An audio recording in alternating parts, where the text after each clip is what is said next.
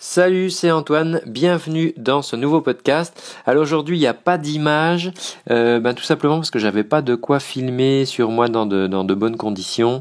Du coup je voulais quand même vous parler de ce sujet et ça sera en audio à l'ancienne comme le bon vieux podcast qui va bien. Alors aujourd'hui c'est une émission qui s'adresse aussi bien aux professeurs de chant, aux coachs vocaux qu'à leurs étudiants, à leurs élèves, à leurs apprenants.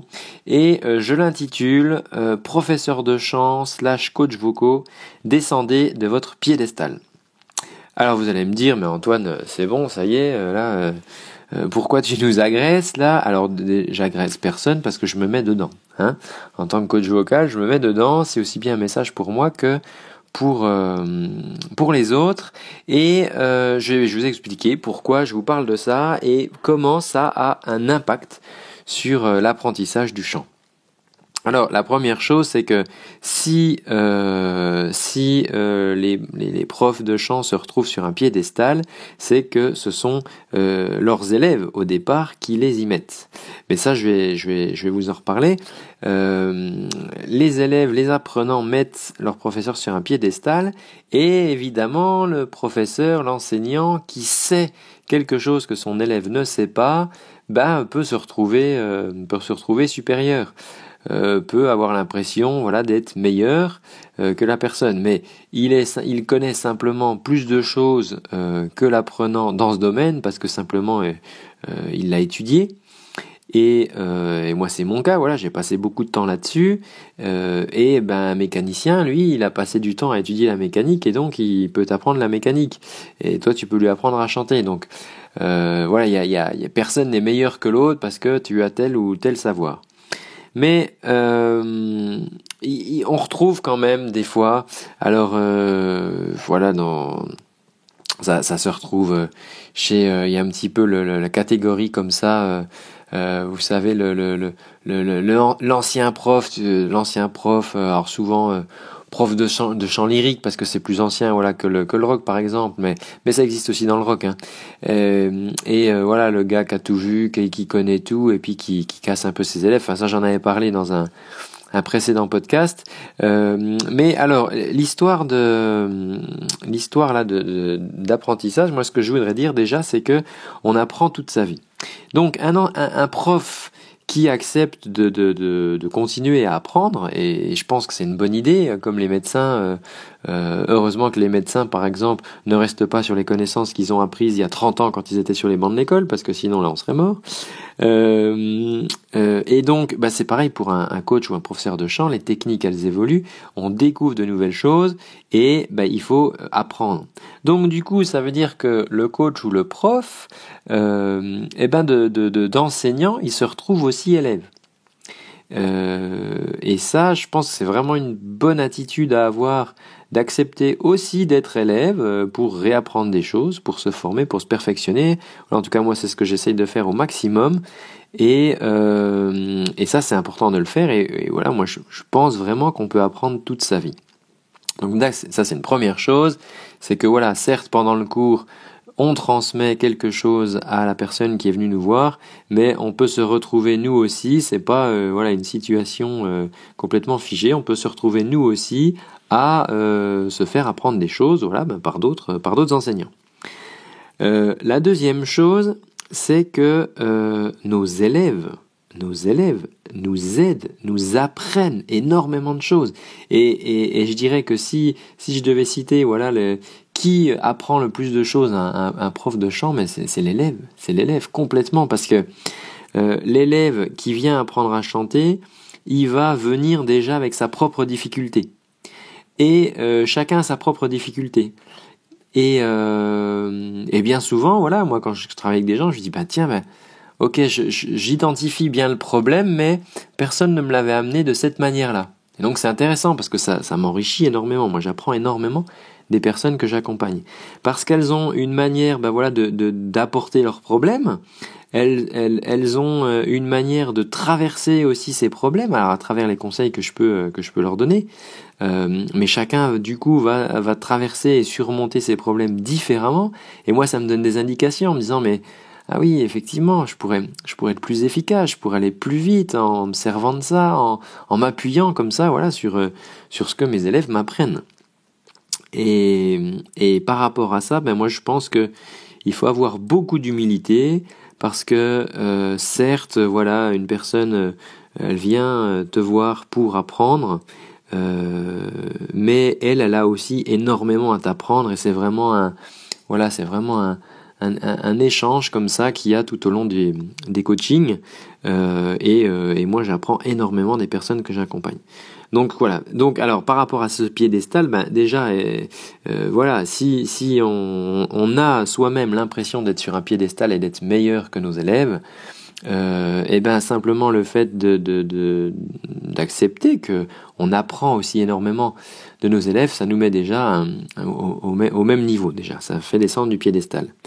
Et puis il y a une autre chose parce que je voudrais te dire aussi à toi qui apprends à chanter en tant qu'élève, en tant qu'apprenant, en tant que voilà chanteur en apprentissage ou qui cherche à se perfectionner, je voudrais te donner quelques clés par rapport à ça parce que tu vas peut-être chercher à droite à gauche un prof et puis à un moment tu trouves sur le bon, tu tombes sur le bon, tu dis c'est celui-là, il comprend mes problèmes, j'avance, bon. Et puis ce qui se passe c'est que j'ai remarqué que voilà au bout de quelques séances, si s'il y a un suivi dans la durée, on a tendance, et moi-même je le faisais en tant qu'élève, à mettre comme ça notre prof sur un piédestal, parce qu'on a tendance à le vénérer un peu.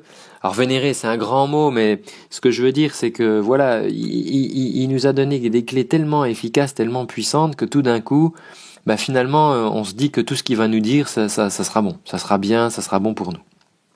Et donc une sorte de vénération, et t'as plus de sens critique, et quoi qu'ils te disent, de toute façon, voilà, c'est la solution, c'est bien. Et je voudrais juste alerter là-dessus, parce que dans la technique vocale, alors, tous les exercices, tu veux, ne vont pas convenir à tout le monde. Pour un même problème, tu vois.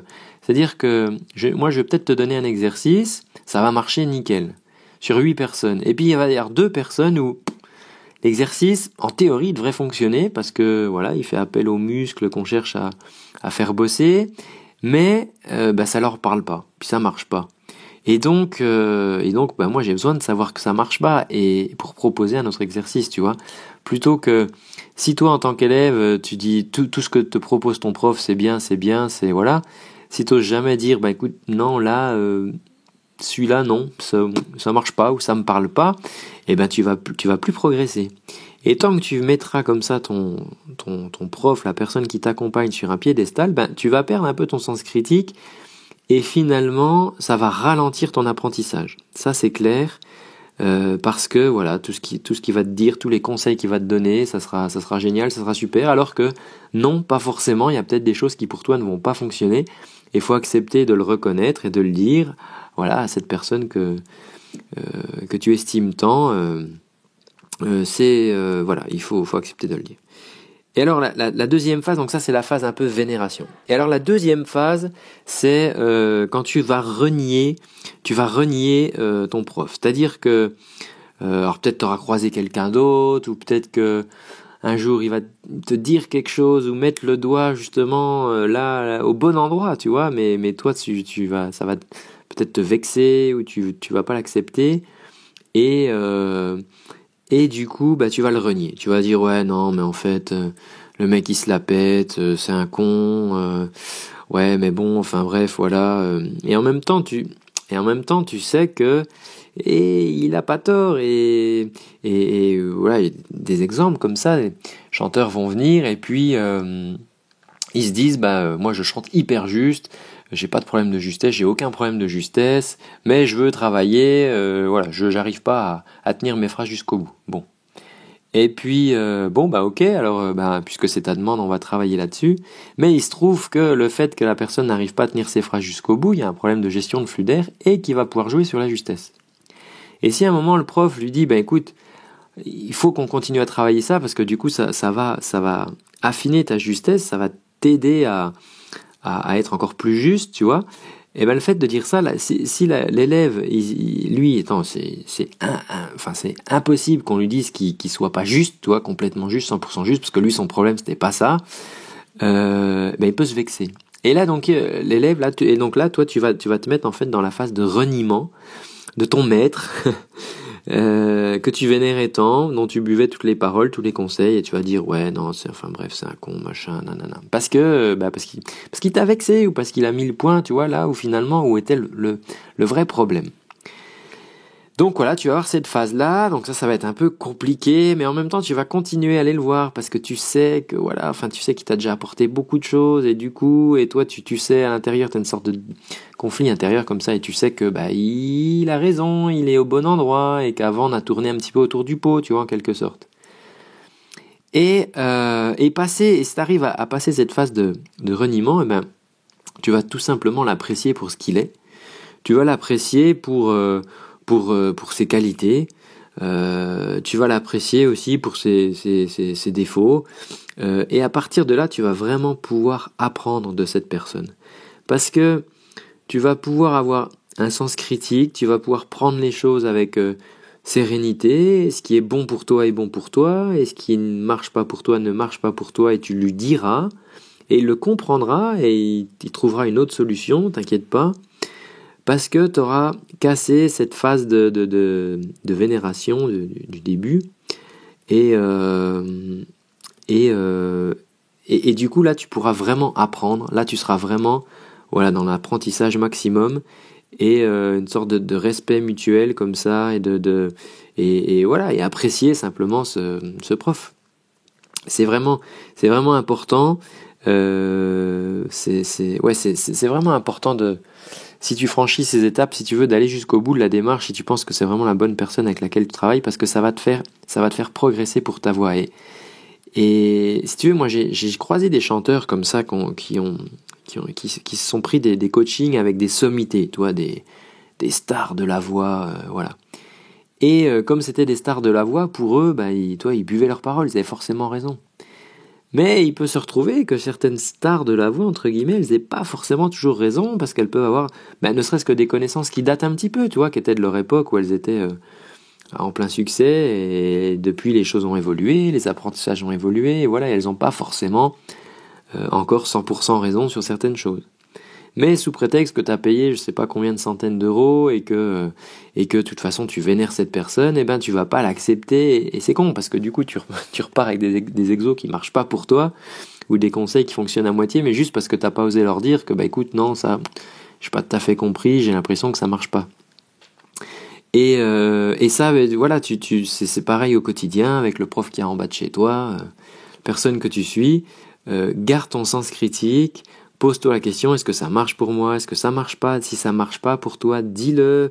Écoute, non, peut-être que tu fais mal l'exercice, toi, et simplement, dis-le, non, ça marche pas, et ton prof s'est peut-être pas aperçu d'un truc, et du coup, il va te corriger, tac, et vous allez revoir le machin. Et là, ça se trouve, l'exercice, il va marcher, toi, c'est juste un truc tout bête. Donc, il faut vraiment accepter ces phases-là. Donc, pour les profs, les amis, descendez de ce piédestal, ne restez pas, on n'est pas supérieur à nos élèves nous apprennent beaucoup, j'en suis persuadé, c'est ce que je vis au quotidien, les personnes que je coach, elles m'apportent énormément de choses et ça m'aide moi à essayer de m'améliorer, de me perfectionner dans mon apprentissage. Formez-vous, continuez à vous former, faites des stages, continuez à fouiner à droite à gauche, ne restez pas sur les acquis que vous avez appris il y a 10 ans, il y a 15 ans, il y a 30 ans.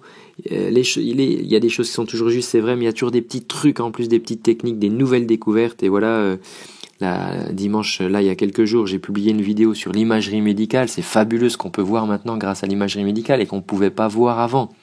Donc il y a forcément de nouvelles choses. Donc voilà, formez-vous. Nous sommes au même niveau que nos élèves parce qu'ils nous apprennent beaucoup. Et alors, pour toi qui apprends à chanter maintenant, je te dis, voilà, si tu es dans une phase où tu vénères entre guillemets, ton prof, ton maître de chant, et peut-être que tu vas passer derrière par une phase de reniement en disant ouais, de toute façon, nanana, enfin bref, ils m'aident pas, ça va pas. Et pour arriver simplement à la dernière phase où tu vas l'apprécier, voilà, pour ce qu'il est, et là tu vas vraiment pouvoir bien travailler avec lui. Alors voilà les amis, comme d'habitude, il y a des cadeaux, j'ai déjà duré assez longtemps aujourd'hui, donc vous trouvez ça dans la description, il vous suffit de cliquer, voilà, vous prenez, il y a des outils, il y a des exercices, il cliquez là-dessus et moi je vous envoie ça. Et puis je vous dis à très bientôt et je vous dis à jeudi pour l'émission du jeudi. Voilà, alors prenez bien soin de votre voix, je vous dis à très bientôt, ciao.